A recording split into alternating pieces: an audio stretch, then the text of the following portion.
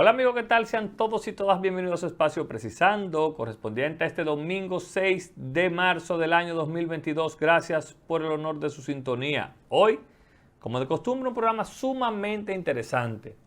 Vamos a hablar de el discurso, las medidas y lo que ha acontecido posterior a la rendición de cuentas del presidente de la República, Luis Abinader, el domingo pasado, y que lo estuvimos aquí íntegro en Precisando. También vamos a hablar de la importancia y el buen manejo por parte de la autoridad monetaria a el caso del Banco Bancamérica y en qué terminó, gracias a Dios, eso. Y en nuestra entrevista central hablamos con el economista Fabricio Gómez Mazara, con quien vamos a analizar la situación mundial y económica de la República Dominicana. Todo esto después de la pausa.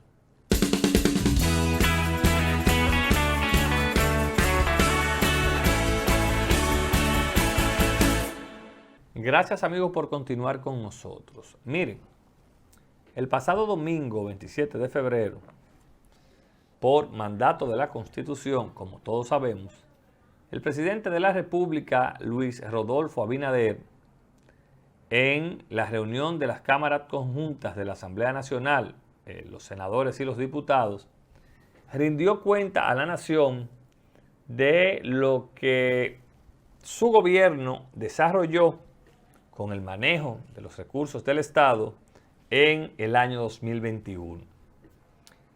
Y como era de esperarse, esos discursos siempre traerán reacciones adversas, unos también a favor, otros en contra. Y eso se refleja hasta en los aplausos de los congresistas.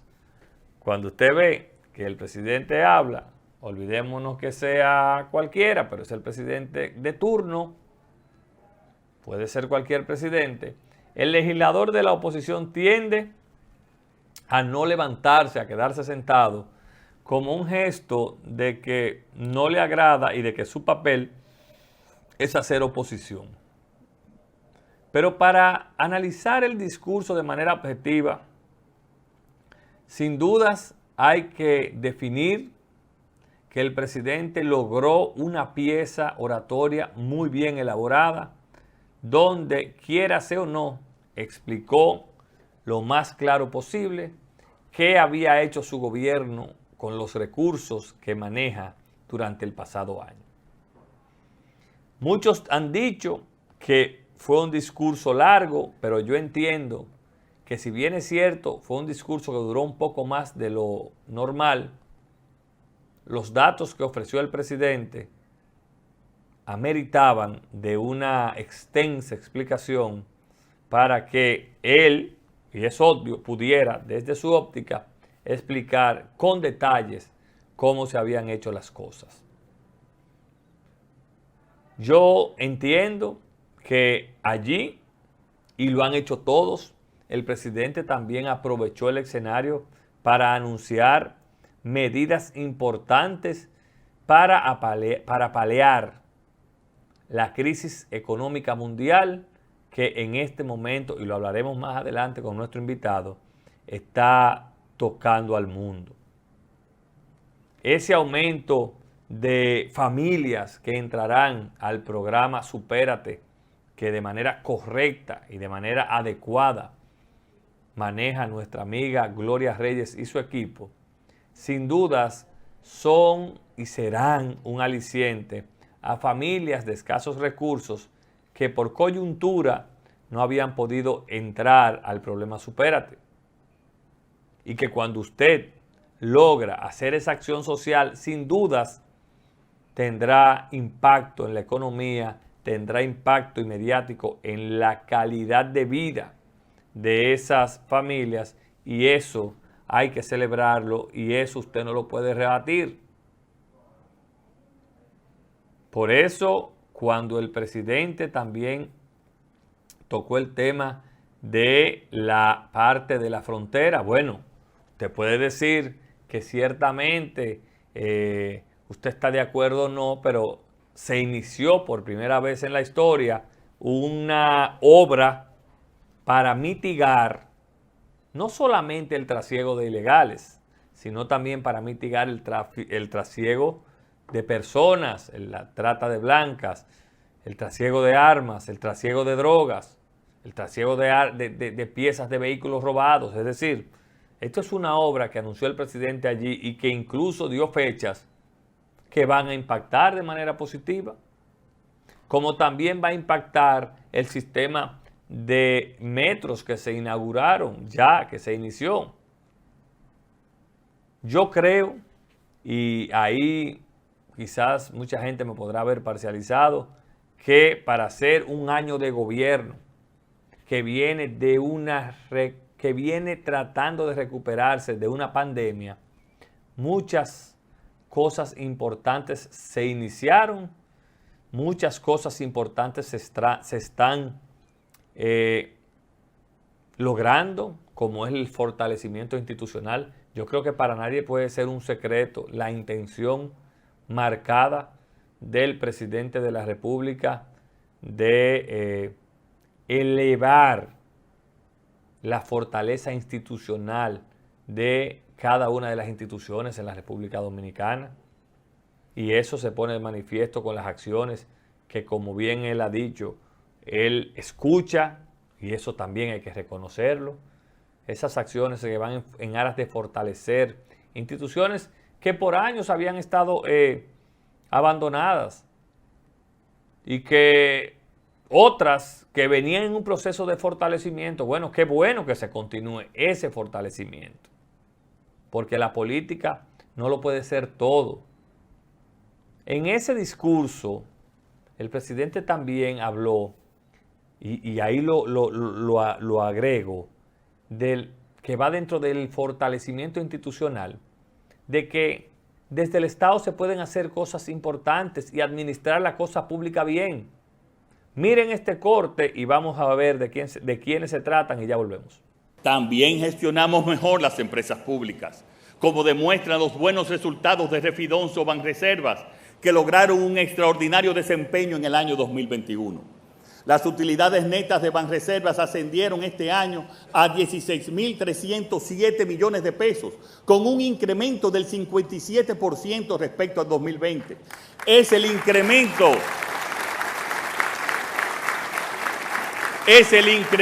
absoluto más alto alcanzado por una entidad financiera del país en toda la historia.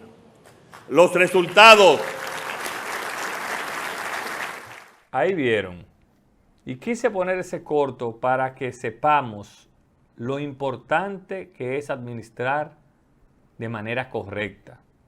El Banco de Reservas nunca antes había logrado, y ningún miembro del sector había logrado ese crecimiento en sus utilidades tan alto. ¿Y por qué se hace?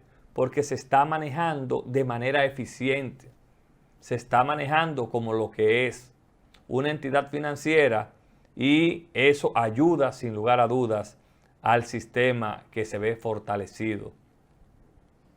Y a propósito del Banco de Reservas, esta semana se informó de parte del superintendente Alejandro Fernández y su equipo la adjudicación a esa entidad bancaria de la cartera AB de Banca América. Pero más que resaltar la adjudicación por haber sido ganada en una licitación pública al Banco de Reservas, yo quiero saludar y felicitar a la autoridad de la Superintendencia de Banco y a la Junta Monetaria por haber llevado a cabo un proceso sin traumas, sobre todo para los ahorrantes del banco Banca América. Y hay que decir lo bien que uno se siente cuando usted ve que la autoridad monetaria y financiera, la superintendencia de banco y demás, se empeñan, se esmeran en que el menos lacerado sea el ahorrante, sea el cliente. Y por eso en el plazo que manda la ley, válido resaltar, se logra adjudicar esta cartera. ¿Para qué? Para que en unos 2 o 3 semanas, en el 16 de marzo, creo fue que anunció el superintendente, los clientes de Banca América puedan hacer uso de sus recursos a través ya de la nueva entidad de los cuales ellos pasan a ser clientes del Banco de Reservas. Saludamos la licitación donde participaron unas 6 o 7 entidades y que el oferente que hizo la mejor oferta resultó el Banco de Reservas y hoy se plasma, como lo anuncia el superintendente, ese acuerdo. Enhorabuena y que sean bienvenidos a su nuevo hogar financiero los clientes de Banca América y que lograron salir de ese tema sin ningún tipo de trauma y con la seguridad de que tienen garantizados en el Banco de Reservas a través de esta adjudicación el 100% de su dinero. Como así, también los que tienen compromisos financieros tienen que honrar los mismos para que sigan una relación de clientes y sector. Qué bueno. Así se logra proteger realmente al ahorrante. Miren, en estos minutos que nos quedan, esta semana también el Partido de la Liberación Dominicana, la Fuerza del Pueblo y el PRD abandonaron de manera abrupta la sesión del Consejo Económico y Social, en el cual se discutía en esa mesa lo de la reforma constitucional, que el presidente ha dicho se trata de una reforma constitucional para asegurar cosas que se han logrado desde la perspectiva del presidente, como él dice, por ejemplo, el Ministerio Público Independiente y demás. Pero yo, antes de entrar en el fondo, porque la semana que viene analizaré con detalles eso, yo creo que no fue una jugada ni correcta ni inteligente de parte de esos partidos, Fuerza del Pueblo, PLD y PRD, el abandonar en el primer día de discusiones la sesión de trabajo, porque simple y llanamente era un tema que había sobre la mesa, no así una decisión tomada que al final debe de ser tomada, ratificada, aprobada o rechazada por el Senado y la Cámara de Diputados. Cuando el PRM fue minoría en el Senado, siempre critiqué que sus legisladores en algún momento abandonaran las sesiones. Y ahora no tengo otra opinión diferente. Critico enérgicamente que el PLD, la Fuerza del Pueblo y PRD abandonaran esa sesión de trabajo porque su responsabilidad es argumentar, debatir el por qué ellos se oponen, el por qué ellos no quieren. Porque le voy a decir algo. Si hay alguien que no le luce hablar de la Constitución, sobre todo por el tema de modificarla para beneficio propio, es al Partido de la Liberación Dominicana. Porque recordemos que cuando Danilo Medina asumió la presidencia de la República estaba prohibida la reelección presidencial y Danilo Medina simple y llanamente hizo esa reforma para eso. Hay otros que dicen que Leonel Fernández en el 2010 reformó la Constitución o realizó una Constitución nueva para favorecerse y quitar el nunca jamás. Pero en el caso de la reelección per se, Danilo Medina y el PLD sí fueron los que ejecutaron esa acción directa. Ya en el caso de Leonel Fernández, ciertamente él estaba impedido a volver y en esa Constitución nueva se eliminó el nunca jamás no la reelección. Entonces, aquí voy a hablar en buen dominicano. Yo creo que el PLD y algunos amigos de la Fuerza del Pueblo están juzgando por lo que ellos hicieron. Y el presidente ha sido claro. El presidente ha dicho que a él no le interesa modificar la constitución que él eligió en términos electorales. Entonces, mi llamado a esas fuerzas políticas que se retiraron es que se sienten a debatir, porque ellos representan una amplia cantidad de dominicanos y dominicanas que pertenecen a sus partidos. Vamos a esperar en qué va a parar esta discusión. Señores, no se vayan, que ya está con nosotros Fabricio Gómez Mazara, economista. Con él vamos a hablar temas importantes. Ya volvemos.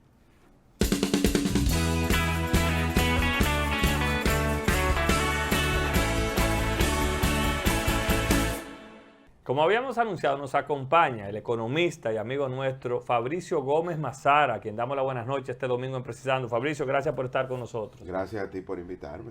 Teníamos esta conversación pendiente y la cuadramos en 2 o 3 días y ya estamos aquí. Sí, sí. En momentos difíciles para el mundo, Fabricio, y también que eso incluye a la República Dominicana. Tu opinión de la guerra Ucrania-Rusia en torno a lo económico y sus repercusiones a los países de la región, sobre todo a la República Dominicana. Bueno, hay que decir que ya la economía global estaba sobrecalentada. Veníamos en un proceso donde la oferta no había podido, digamos, alcanzar la demanda y había un proceso inflacionario previo a la invasión rusa a Ucrania.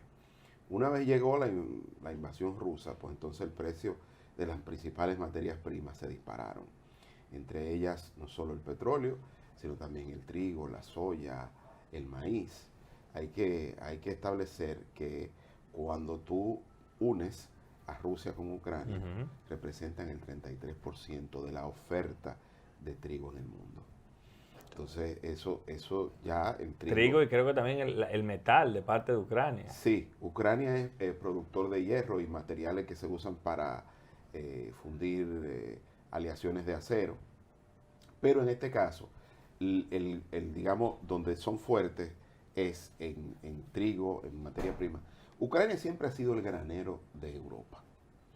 Y obviamente por eso, imagínate que la soya, el maíz y el trigo, esos 3 productos explican más del 50% de los bienes de alimentos a nivel industrial.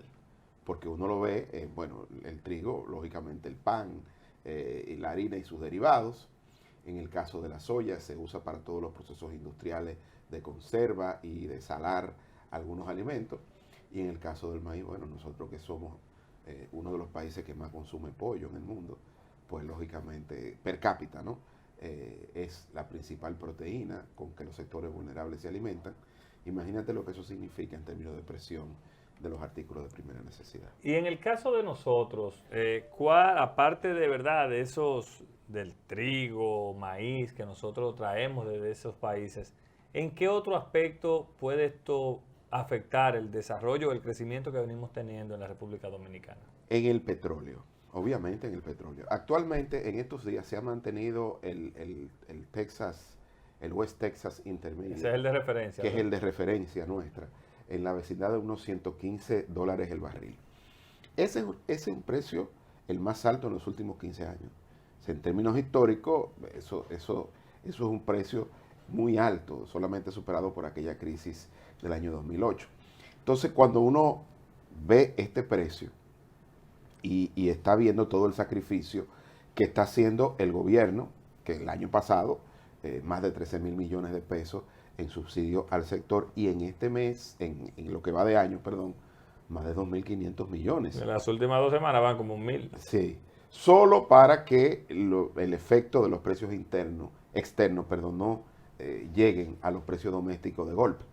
Incluso los dominicanos tenemos como 8 meses que no compramos los derivados del petróleo a los precios internacionales. ¿Y qué ¿Qué consecuencia a futuro puede traer, Fabricio, ya tú desde tu expertise, esos sacrificios, ¿no?, que hace el gobierno de asumir esas alzas?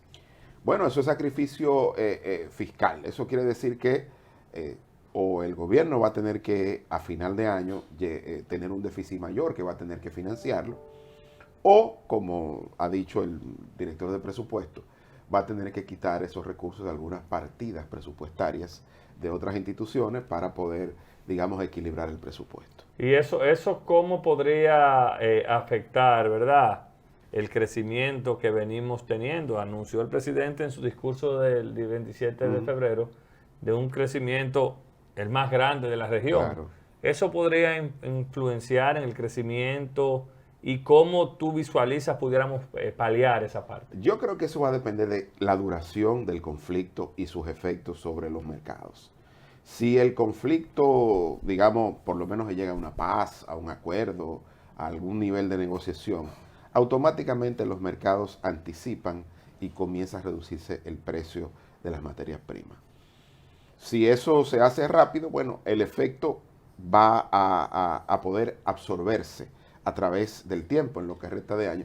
Si dura más tiempo, entonces va a ser más difícil y va a afectar el crecimiento económico. Aún las proyecciones de crecimiento económico para República Dominicana este año se mantienen entre 5.5 y 6%. Claro, repito, esto condicionado a la corta duración del conflicto. Porque hay que decir que el conflicto bélico nos encuentra en una posición macroeconómica favorable. Tal y como dijo el presidente. Gracias a Dios, si tuviéramos una situación diferente, Claro. fuera peor. Claro, el propio presidente dijo, mire, el año pasado terminamos no solo con un crecimiento de 12.3%, sino también con reservas internacionales récord, 13.000 millones de dólares. Eso es más de 6 meses de importaciones. Actualmente las reservas están por arriba de 12.500 millones de dólares. Incluso el signo monetario dominicano se ha estado apreciando en los últimos días. Para hacer un paréntesis y continuar, antes, para que la gente entienda, ¿qué significa para una economía como la nuestra tener esa reserva ahí, como tú apuntas? Bueno, como cuando le decimos 6 meses, eso quiere decir que con esa reserva, República Dominicana puede importar los bienes que trae desde el resto del mundo, los bienes y servicios, sin necesidad de exportar $1 durante 6 meses. Eso es más o menos la relación. Entonces eso te da una holgura. El propio Fondo Monetario Internacional establece entre 2 meses y medio y 3 meses. O sea, nosotros estamos un poco más que el doble de eso. Y eso nos da una holgura importante. Te digo que en estos días el peso dominicano se ha estado apreciando. O lo que he dicho, el signo monetario o el tipo de cambio se ha ido reduciendo y anda ahora Llegó abajo a los 55. está en 55 y tanto, empezó el año en 58. Entonces, eso significa que obviamente hay reservas internacionales importantes, hay sectores vinculados a el mercado internacional que siguen creciendo, turismo y zona franca siguen creciendo y trayendo dólares al país, y eso da cierta tranquilidad y lógicamente la estabilidad macroeconómica creo que no se vería amenazada, al menos en los próximos meses. Las remesas, ¿qué tan importantes son? ¿Qué papel juegan en esta coyuntura, Fabricio? Muy excelente. Mira, el año pasado nosotros recibimos remesas por 10.400 millones de dólares, récord, nunca antes vista. Y eso está muy correlacionado con ese paquete de ayuda que dio la administración del presidente Biden para rescatar a las familias y a las micro, pequeñas y medianas empresas. Entonces, eso permitió la caída del turismo más que la compensó la llegada de remesas. Este año podría pasar lo contrario. O sea, lo que se reduzca la remesa podría captarlo el turismo. Porque ya hay una paridad, ya hay gente que está volviendo. Ya hay gente que está volviendo y aunque el conflicto afectaría marginalmente al sector turismo, no entiendo o no se prevé que sea un efecto muy importante.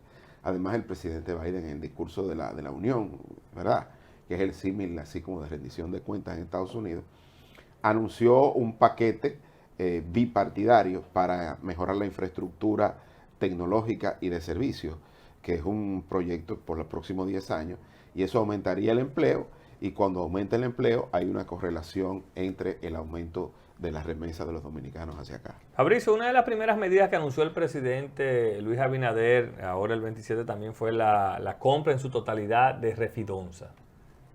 tú fuiste de los que viste como positivo ese paso al inicio de que se dio. ¿Por qué tan positivo como tú lo ponderas en muchos artículos que hemos visto tuyos, en muchas ponderaciones? Mire, el presidente Abinader, que tengo que decir que tú sabes que nosotros los economistas somos bastante democráticos. Y enredados. Y enredados.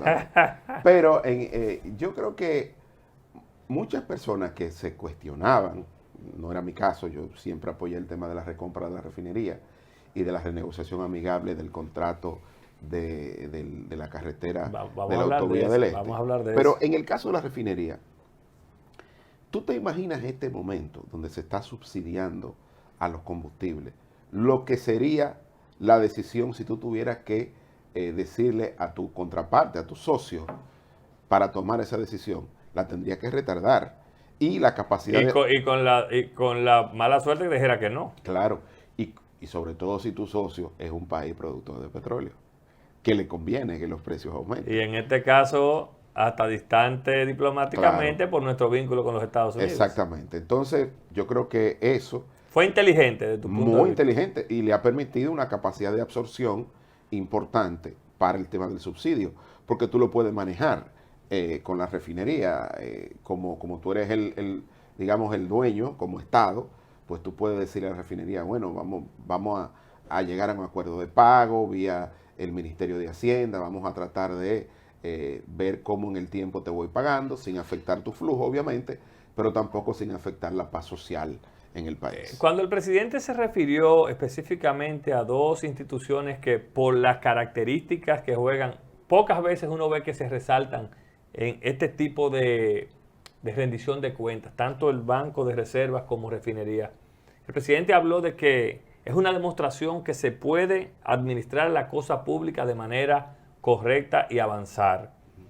¿Tú entiendes, igual que el presidente Fabricio, estas dos entidades pueden convertirse en una punta de inspiración para otras entidades públicas? Claro que sí. Mira, en el caso el Banco de Reserva tiene unas utilidades históricas, pero ¿qué pasó? Dígale a la gente lo que son las utilidades en buen dominicano. Ganancias, beneficios. Es decir, hizo negocio y tuvo mucho beneficio. Entonces, mira qué pasó, y quiero detenerme aquí. ¿Qué explica parte importante de los beneficios del Banco de Reserva?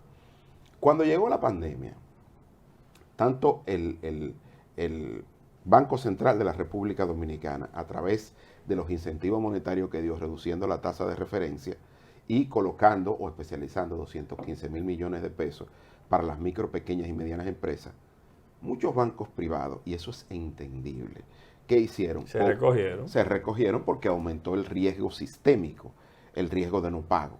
Entonces, en este caso, el Banco de Reservas permitió a muchos sectores, entre ellos el turismo, refinanciarse. Es decir, y si usted tenía un proyecto de construcción para los próximos 3 años, no, hágalo ahora, yo le refinancio, le doy un plazo más largo. Mejor tasa. Y le doy un periodo de gracia, ya que entiendo que no están llegando los turistas. Entonces, esa anticipación de proyectos de infraestructuras al futuro que vinieron al presente permitieron que al momento que no se recibían turistas, comenzaba la construcción a moverse, sobre todo la construcción privada, y eso, entre otras cosas, porque también se refinanció el tejido productivo a través de las micro, pequeñas y medianas empresas, pues produjo que mientras algunas instituciones privadas estaban tirando a medio brazo, el Banco de Reservas, como Banco del Estado, estaba también cumpliendo un rol de carácter económico y social, apoyando el relanzamiento de la economía. Que eso fue retribuido por las instituciones, entidades y sectores que se vieron favorecidos. Obviamente, porque hay una relación financiera entre riesgo y rentabilidad. La institución que corrió más riesgo en un momento donde la pandemia estaba afectando al país y se necesitaba tener una visión más de mediano y largo plazo, fue la institución que mayor rentabilidad tuvo. Fabricio, siguiendo con el Banco de Reservas, no quiero dejar pasar una pregunta que me pidieron por aquí cuando anuncié que tú venías, y es que ¿cómo consideras tú el proceso de licitación pública que realizó la Superintendencia de Banco para la adquisición de parte de la cartera AB, como dicen, ¿no? Sí. Y que fue ganada por el Banco de Reservas y que llamó la atención, no hubo esos sobresaltos de parte de los ahorrantes y demás? Mira, felicitar sobre todo primero al regulador del sector, a la Superintendencia de Bancos, que manejó esta situación siempre preocupada por los ahorrantes y depositantes.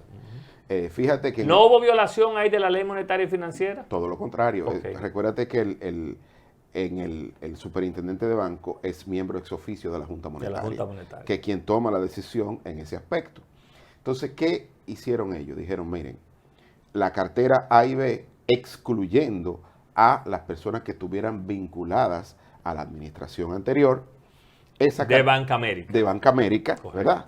Esa se va a especializar y se va a poner en licitación porque es una cartera apetecible.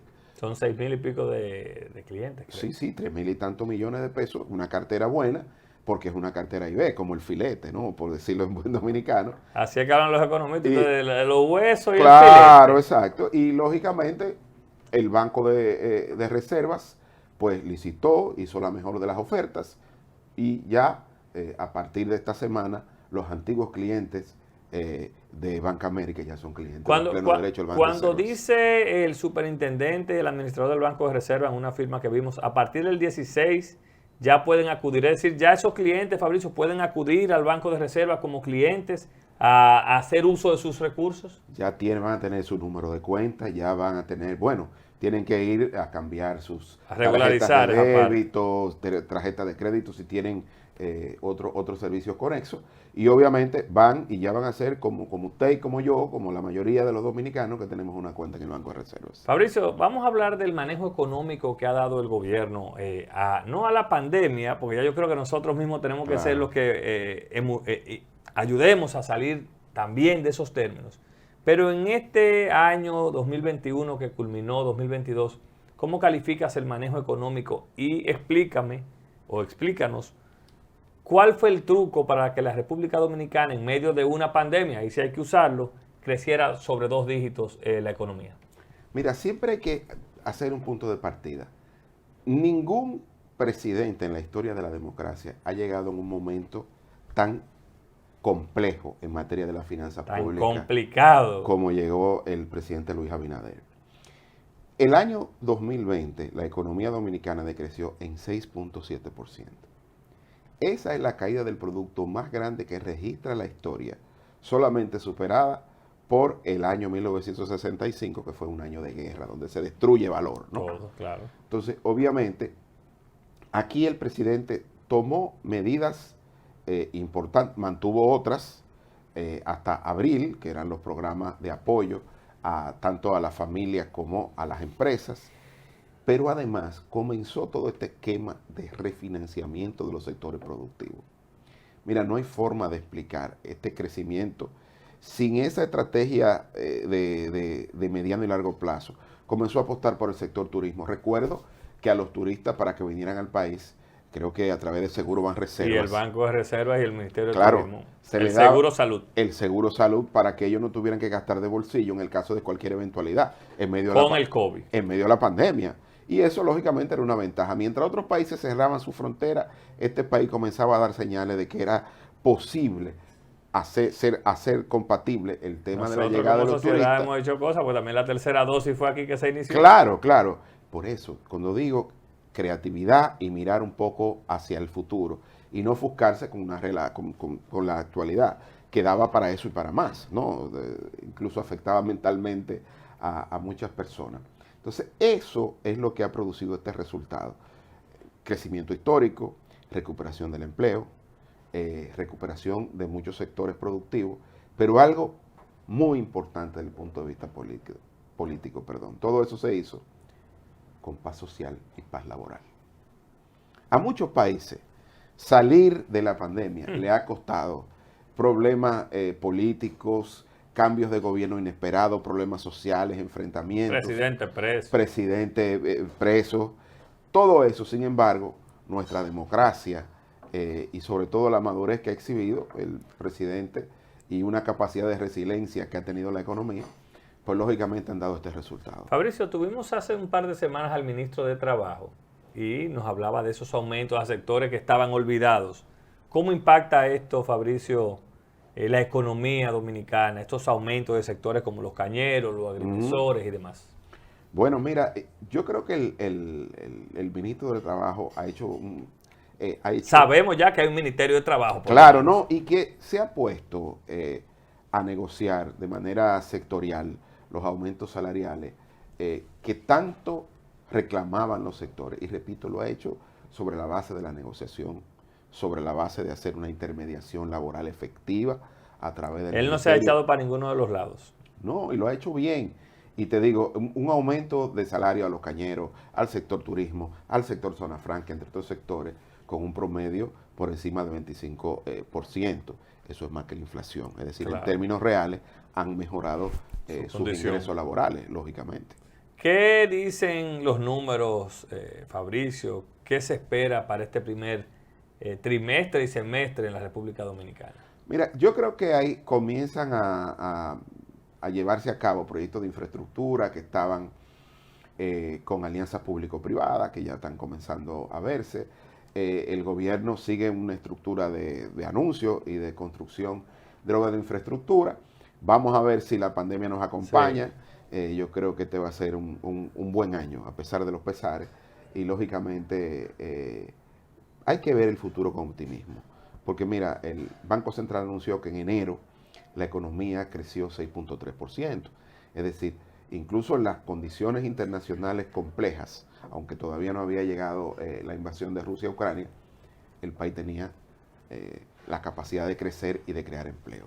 Entonces, lógicamente, yo creo que esa capacidad de crecer de nuestra infraestructura pública y privada y nuestra capacidad de invención y de hacer negocios va a seguir creciendo. Fabricio, el Tratado de Libre Comercio, muchos lo apoyan o lo apoyaron desde sus inicios, dicen que vamos en desventaja. Tu opinión brevemente, si entiendes debe haber una renegociación. Mire, yo creo que eso es más complejo. Yo te voy a hablar de lo que está cerca. Ahora se habla del nearshoring, es decir, por la guerra comercial entre China y Estados Unidos, muchas inversiones que estaban en Medio Oriente y en el área de Asia han comenzado a moverse hacia lugares que estén cerca de las costas de los Estados Unidos. Pero esa inversión que está llegando y se está reflejando aquí en la zona franca, que se espera que la zona franca crezca durante la próxima década prácticamente, Estados Unidos y las agencias que manejan ese tema han condicionado la llegada de esa inversión a los países que respeten la democracia y el Estado de Derecho. ¿Quién encabeza eso? En la región, República Dominicana, Panamá y Costa Rica. Y lógicamente eso está explicando el liderazgo y las reuniones de los tres presidentes, el presidente Abinader con los Mucha gente no ha entendido presidentes de eso. esos países.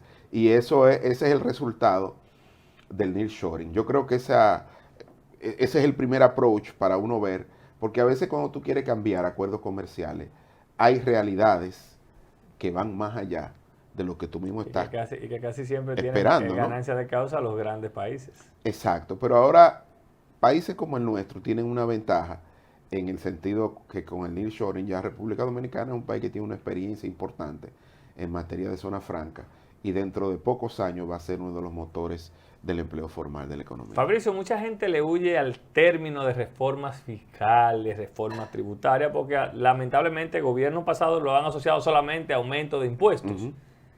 ¿Tú entiendes que en algún momento del gobierno de Luis Abinader se sentarán las bases para sentarnos y de verdad hacer una real reforma fiscal en la República Dominicana? Mira, recuérdate que el pacto fiscal histórico que viene de la Se está poniendo viejo. Estrategia Nacional de Desarrollo, no, ya es un adolescente, porque eso fue en el 2010, ya está grande.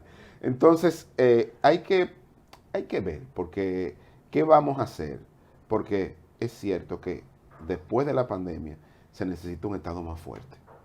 Un Estado más fuerte en términos de las finanzas públicas para que vayan en auxilio de los sectores más vulnerables. Okay. Entonces, en ese sentido, tiene que haber una nueva estrategia tributaria de suerte y manera que los que más ganen aporten más y sobre todo aquellos que tienen inversión de largo plazo. Porque, repito, mira, esta paz laboral y esta paz social es lo que garantiza que la inversión extranjera siga llegando.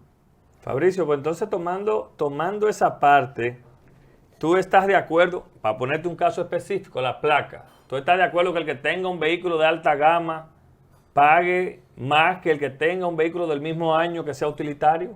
Claro que sí, incluso, mira, eso está vigente desde la reforma que entró el 1 del 2013, que el gobierno a través de la Dirección General de Impuestos Internos no haya querido llevarla en práctica, también igual que los impuestos digitales.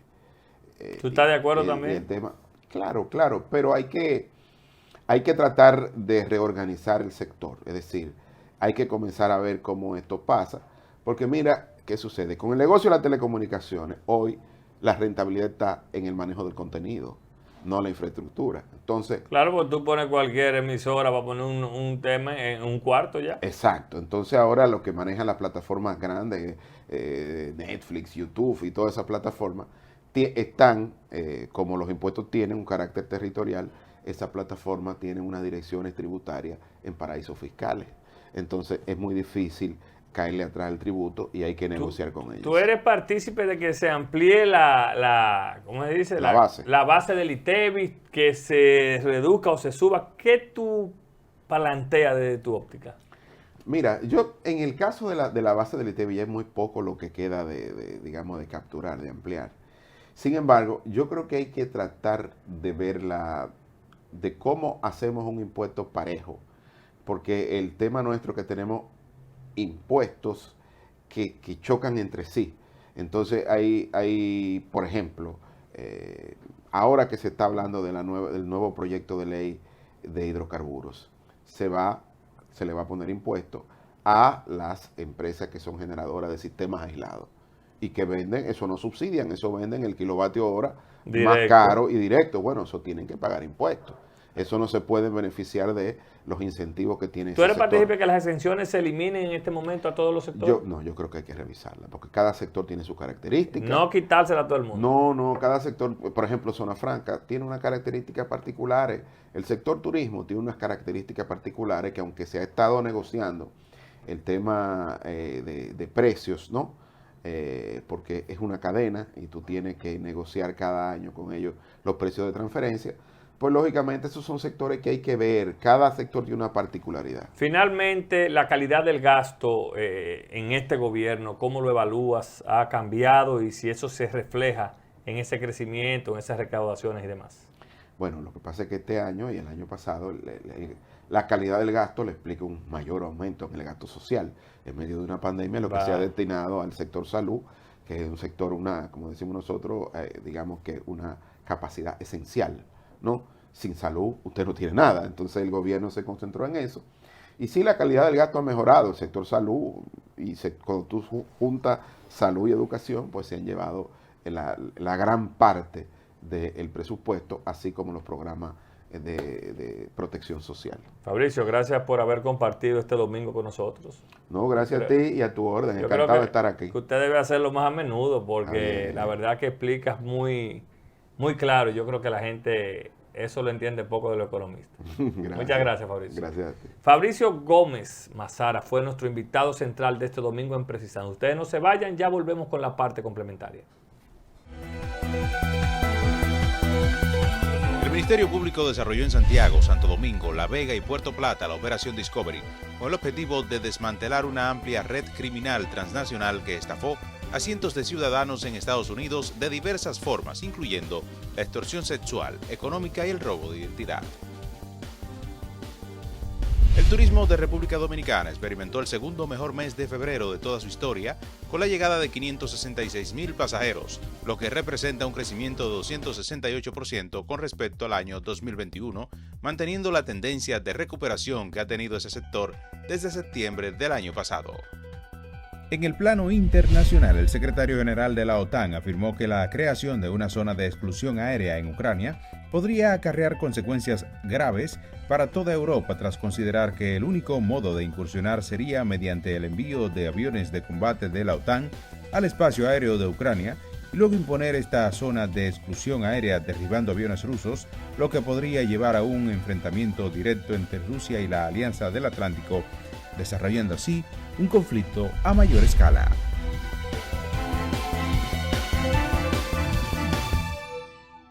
Excelente, gracias a nuestro equipo de prensa por este completo resumen de noticias internacionales y nacionales. A Fabricio Gómez, gracias por haber estado con nosotros. Y a ustedes no tenemos tiempo para más este domingo en Precisando. Descansen. Feliz resto del domingo y continúen con la programación de Telefuturo.